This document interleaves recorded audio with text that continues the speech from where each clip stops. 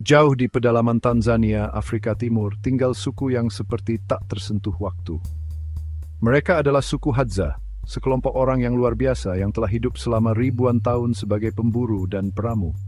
Rumah mereka adalah sabana yang keras namun indah, dipenuhi bebatuan dan hutan akasia.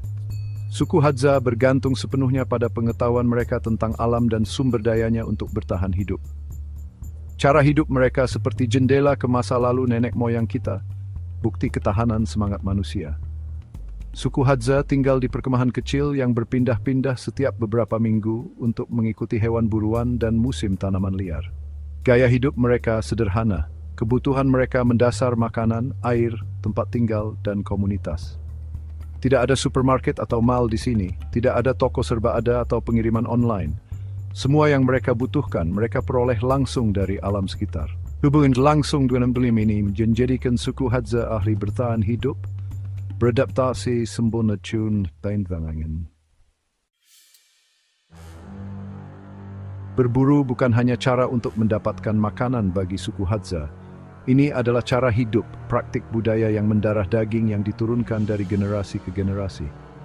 Metode mereka sama beragamnya dengan mangsa yang mereka kejar. Para pria sering bekerja sama, menggunakan keahlian mereka dalam melacak untuk menemukan hewan. Mereka memahami perilaku hewan, membaca tanda-tanda paling halus di semak-semak, ranting patah, sepetak rumput yang terganggu, jejak kaki samar di pasir. Salah satu teknik berburu utama mereka adalah penggunaan busur dan anak panah. Tapi ini bukan busur dan anak panah biasa. Busur Hadza besar dan kuat, dibuat dari kayu yang kuat dan lentur, diikat dengan otot hewan yang disiapkan dengan hati-hati. Anak panah mereka juga mengesankan.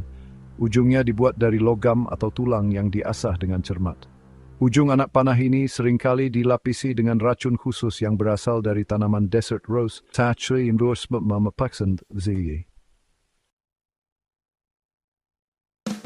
Keahlian berburu Hadza melampaui kemampuan memanah mereka yang mengesankan. Mereka adalah ahli adaptasi, menggunakan berbagai alat dan strategi untuk mengamankan mangsa mereka. Perangkap dan jerat, disembunyikan dengan cerdik di sepanjang jalur hewan, adalah pemandangan umum. Perangkap ini, yang terbuat dari bahan-bahan alami seperti tanaman merambat, cabang, dan batu, menunjukkan pemahaman mereka yang mendalam tentang perilaku hewan dan lingkungan mereka. Alat penting lainnya dalam perburuan mereka adalah anjing pemburu. Anjing-anjing ini, yang seringkali ramping dan lincah, adalah teman berburu yang sangat berharga. Indera penciuman dan pendengaran mereka yang tajam membantu menemukan mangsa, mengusir mereka dari persembunyian atau menggiring mereka ke arah pemburu yang menunggu. Ikatan antara pemburu Hadza dan anjing mereka kuat, kemitraan sejati yang dibangun di atas rasa saling menghormati dan ketergantungan. Kelangsungan hidup Hadza terkait erat dengan kemampuan mereka untuk hidup selaras dengan alam. Mereka hanya mengambil apa yang mereka butuhkan, memahami bahwa lingkungan menyediakan bagi mereka. Rasa hormat yang mendalam terhadap tanah dan sumber dayanya memastikan bahwa akan ada cukup untuk generasi mendatang. Daerah perburuan tradisional mereka bukan hanya sumber makanan, tetapi entitas hidup yang bernafas yang sangat terhubung dengan mereka.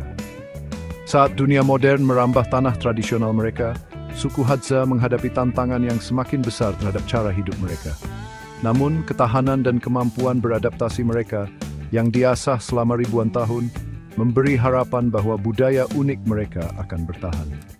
Suku Hadza mengingatkan kita tentang pentingnya hubungan kita dengan alam dan perlunya hidup berkelanjutan. Kisah mereka adalah bukti kuat dari kecerdikan dan kemampuan beradaptasi dari semangat manusia.